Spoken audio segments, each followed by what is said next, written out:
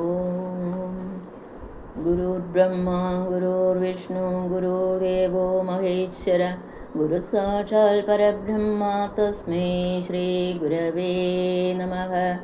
ഭജ ഗോവിന്ദം ഭജ ഗോവിന്ദം ഭജ ഗോവിന്ദം ഗോവിന്ദം ഭജ മൂഢമതേ സംപ്രാപ്തേ സന്നിഹിതേ കാലേ നഹി നഹി രക്ഷതേ രോഗിൻകരണേ. ഭജ ഗോവിന്ദം ഭജ ഗോവിന്ദം ഗോവിന്ദം ഭജ മൂഢമതേ. ഭജ ഗോവിന്ദത്തിലെ ശ്ലോകം 22. രദ്ധ്യാചാപടവിരജിതഗന്ധഃ പുണ്യാപുണ്യവിവർജിതപന്ഥഃ യോഗീ യോഗനിയോജിതചിത്തഃ രമതേ ബാലോന്മത്തവദേവ.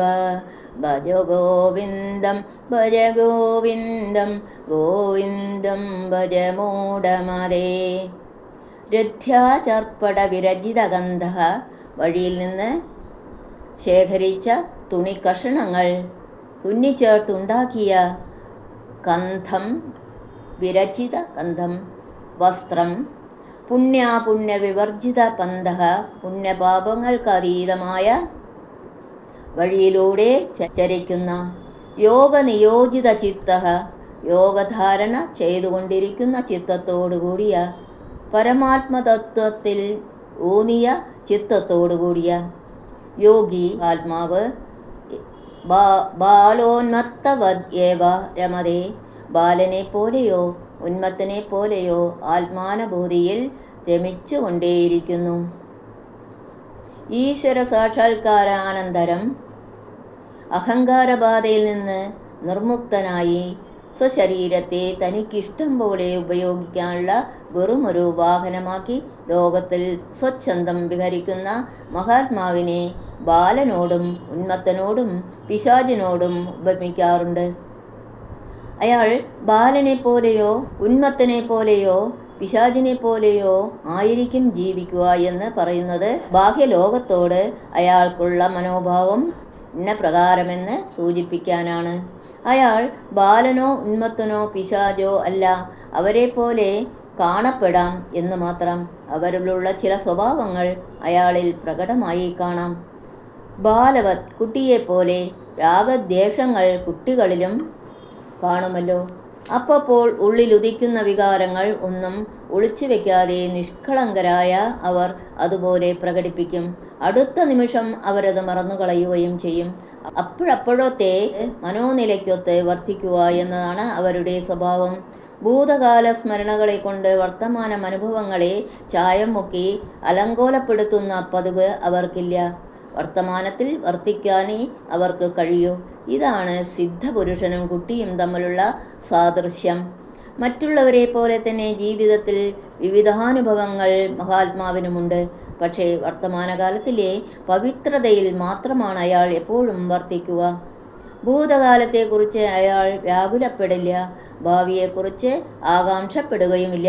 ഭൂതത്തെയോ ഭാവിയെയോ വലിച്ചിഴച്ചു കൊണ്ടുവന്ന് വർത്തമാനത്തിൻ്റെ പവിത്രതയെ കെടുത്താൻ അയാൾ തുനിയുകയുമില്ല.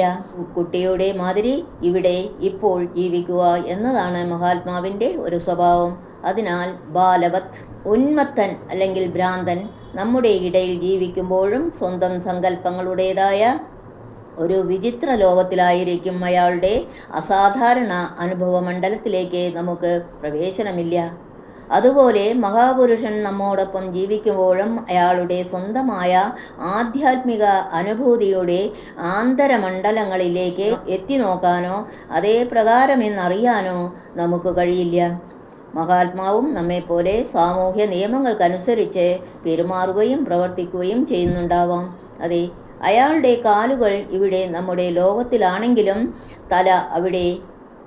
മേഘങ്ങൾക്കപ്പുറം രാഗദ്വേഷങ്ങൾക്കോ അഹന്താമപതകൾക്കോ സുഖദുഃഖങ്ങൾക്കോ എത്താൻ പറ്റാത്ത ഉയരത്തിലായിരിക്കും സ്ഥിതി ചെയ്യുന്നത്.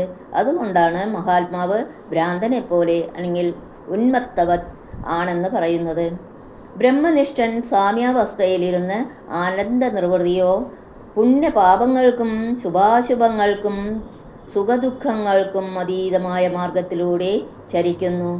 മനോവിജൃംഭണം മാത്രമായ സ്ഥൂല പ്രപഞ്ചത്തിൻ്റെ പ്രീതിയുള്ളപ്പോൾ മാത്രമേ പറയപ്പെട്ട ദ്വന്ദ്വാനുഭവങ്ങൾക്ക് പ്രസക്തിയുള്ളൂ. സിദ്ധപുരുഷനെ പുണ്യപാപങ്ങൾ ബാധിക്കുകയില്ല. വേദങ്ങൾ പോലും അയാൾക്ക് വിധി നിഷേധങ്ങൾ കൽപ്പിക്കുന്നില്ല. നിസ്ത്രൈഗുണ്യേ പതി വിരജതാങ്കോ വിധി കോ നിഷേധഃ. ത്രിഗുണങ്ങൾക്കതീതമായ മാർഗത്തിലൂടെ ചരിക്കുന്ന മഹാപുരുഷന്മാരെ സംബന്ധിച്ചിടത്തോളം വിധി നിഷേധങ്ങൾക്ക് സ്ഥാനമെവിടെ? ഭയം എന്തെന്ന് ആ മഹാത്മാവിനറിയില്ല. രാവെന്നോ പകലെന്നോ നോക്കാതെ കാട്ടിലൂടെയും ഏകാന്ത ദേശങ്ങളിലൂടെയും അയാൾ ഏകാഗിയായി ഭയലേശം കൂടാതെ നടക്കും. പിശാചിനെ പോലെ പിശാചവത് അദ്ദേഹത്തെ എല്ലാവരും ഭക്ത്യാദരവുകളോടെ ഭയപ്പെടുന്നു. അദ്ദേഹത്തിന് ആരെയും ഭയമില്ല. പിശാചിനെ എല്ലാവരും ഭയപ്പെടുന്നു. പിശാചിന് ആരെയും ഭയമില്ല. അതുകൊണ്ടാണ് അയാളെ പിശാചിനോട് ഉപമിച്ചിരിക്കുന്നത്. കാമരാഗങ്ങളുടേതായ സാധാരണ വിഹാര രംഗങ്ങളിൽ നിന്ന് മനസ്സിനെ വലിച്ചെടുത്ത് പരമാത്മതത്വത്തിൽ ഉറപ്പിച്ച യോഗിയത്രേ ജീവൻ മുക്തൻ.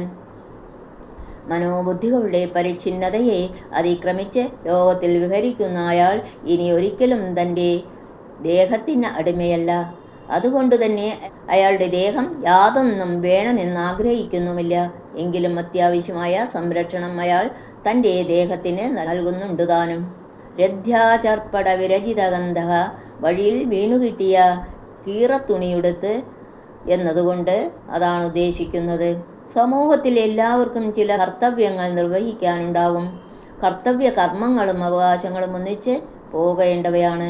നാട്ടിലെ പൗരൻ എന്ന നിലയ്ക്ക് ചില അവകാശങ്ങൾ നിങ്ങൾ അനുഭവിക്കുന്നുണ്ടെങ്കിൽ നിങ്ങൾ ഉൾക്കൊള്ളുന്ന സുഹൃത്തോട് ചില കടമകൾ നിങ്ങൾ തീർച്ചയായും നിറവേറ്റേണ്ടതുണ്ട്.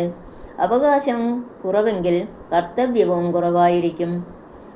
മരിച്ച ഒരാൾക്ക് സമൂഹത്തോട് ഒരു കടമയും നിറവേറ്റാൻ ഇല്ലെന്നും സമൂഹത്തിൽ നിന്ന് അയാൾക്ക് ഒന്നും ആവശ്യമില്ലെന്നും നമുക്കറിയാം. കർത്തവ്യവും അവകാശവും മരണം വരെയും അവസാനിക്കുന്നില്ലെന്നർത്ഥം. പരമാർത്ഥിക ദൃഷ്ട്യാ നോക്കുമ്പോൾ ഭൗതിക തലത്തിൽ നിന്ന് മരിച്ചു കഴിഞ്ഞ അഹന്ത മമതകൾ നീങ്ങിയ ജീവൻ മുക്തൻ ഇവിടെ യാതൊന്നും അവകാശപ്പെടുന്നില്ല. എങ്കിലും മാനവരാശിയോടുള്ള അപാര കാരുണ്യത്താൽ ലോകസേവ തൻ്റെ കർത്തവ്യമായി സ്വയം ഏറ്റെടുക്കുന്നു. സ്വാർത്ഥ കാമനകളാൽ പ്രേരിതരായി അവരവരുടെ ലൗകിക കർമ്മങ്ങളിൽ സാധാരണ ജനങ്ങൾ ഉത്സാഹപൂർവം മുഴുകിയിരിക്കുന്നതുപോലെ ജീവൻ മുക്തൻ ഒട്ടും ആലസ്യം കൂടാതെയും ആത്മാർത്ഥമായും സമൂഹ നന്മയ്ക്കായി നിരന്തരം പ്രവർത്തിച്ചുകൊണ്ടിരിക്കും. ആ ഒരു മഹാത്മാവിൻ്റെ ലക്ഷണം അതാണെന്ന് നമ്മുടെ ശാസ്ത്രം പറയുന്നു. തൻ്റെ എല്ലാ സമൂഹത്തിനും കൊടുക്കുന്ന മഹാത്മാവ് വളരെ കുറച്ചേ സമൂഹത്തിൽ നിന്ന് എടുക്കുന്നുള്ളൂ. ഭാരതത്തിലെ ഋഷിമാരുടെ വേഷം അതാണ് സൂചിപ്പിക്കുന്നത്. അവർ കാടുകളിൽ വസിച്ചു, കായ്കനികൾ തിന്നു ജീവിച്ചു, വല്ല മരച്ചോട്ടിലും കിടന്ന് വിശ്രമിച്ചു. അതും ശ്മശാനത്തിന് വളരെ അരികിൽ. സ്വന്തം യോഗത്തിനായി അവർ കൂടെ കരുതിയത് വെറും ഒരു ചട്ടി അഥവാ കമണ്ഡലം മാത്രം. നന്നേ കുറച്ചെടുക്കുക, ഏറ്റവും കൂടുതൽ കൊടുക്കുക എന്നതായിരുന്നു അവരുടെ ജീവിതമന്ത്രം. മഹാത്മാക്കളെ ഭാരതീയർ ഇന്നും സ്മരിക്കുകയും ആദരിക്കുകയും ആരാധിക്കുകയും ചെയ്യാൻ അതാണ് കാരണം. ഈ ആശയങ്ങൾ മുഴുവൻ രഥ്യാചർപ്പട വിരചിതകം കന്ധ വഴിയിൽ വീണുകെട്ടിയ കീറത്തുണികൾ കൂട്ടിച്ചേർത്ത് തുന്നിയുണ്ടാക്കിയ എന്ന വിശേഷണം കൊണ്ട് ഇവിടെ സൂചിപ്പിക്കുന്നു. വീട്ടുകാർ വലിച്ചെറിയുന്ന ആർക്കും ആവശ്യമില്ലാത്ത കീറത്തുണികൾ അവിടെ കിടക്കുന്നത് കാണുമ്പോൾ അതെടുത്ത് സമയം കിട്ടുമ്പോൾ തുന്നിച്ചേർത്തുണ്ടാക്കിയ ബഹുവർണ്ണാങ്കിതവും വിചിത്രവുമായ അങ്കിയാണ് മഹാത്മാക്കൾ ധരിക്കുക എന്നതിലെ ആശയം ഇതാണ്. തൻ്റെ പ്രാഥമിക ആവശ്യങ്ങൾ പോലും അയാൾ നിർവഹിക്കുന്നത് മറ്റുള്ളവരെ ഒട്ടും വിഷമിപ്പിക്കാതെയാണ്. മറ്റുള്ളവർക്ക് ആവശ്യമുള്ളതൊന്നും അയാൾ എടുക്കുകയുമില്ല. തന്മൂലം സമൂഹത്തിൻ്റെ ആവശ്യങ്ങൾ അധികമാവരുതെന്ന് അയാൾക്ക് നിർബന്ധമാണ്. ഏറ്റവും കൂടുതൽ പ്രവൃത്തി ചെയ്യുക, വളരെ കുറച്ചു മാത്രം സ്വയം എടുത്തനുഭവിക്കുക എന്ന ഉന്നത ആദർശത്തിനനുസരിച്ച് ജീവിച്ച് മഹത്തായൊരു സംസ്കാരം പിൻതലമുറയ്ക്ക് സംഭാവന ചെയ്ത ആ പൂർവികന്മാരുടെ പിൻഗാമികളായ നാം തന്നെ കുറച്ചു ജോലി ഏറ്റവും കൂടുതൽ ആദായം എന്ന ആപൽക്കരമായ ആശയവും വെച്ചുകൊണ്ടല്ലേ ഈ പുണ്യഭൂമിയിൽ ഇന്ന് ജീവിക്കുന്നത്. ഭാവവും രാവും പകലും എന്നോണം പരസ്പര വിരുദ്ധങ്ങളത്രേ അന്നത്തെയും ഇന്നത്തെയും ചിന്താഗതികൾ. സംസ്കാര സമ്പന്നമായ സമൂഹത്തിലെ സുഖവും സംതൃപ്തിയും സംസ്കാരശൂന്യരും അസന്മാർഗികളുമായ പ്രാകൃതന്മാർ എങ്ങനെ അറിയാനാണ്? ദുഃഖവും അസംതൃപ്തിയും മാത്രമേ അവർക്ക് ലഭിക്കൂ. നിത്യാനന്ദനാണ് ഈ ശ്ലോകത്തിൻ്റെ കർത്താവെന്ന് വിശ്വസിക്കപ്പെടുന്നു. ഓം തത്സത്. സർവം കൃഷ്ണാർപ്പണം.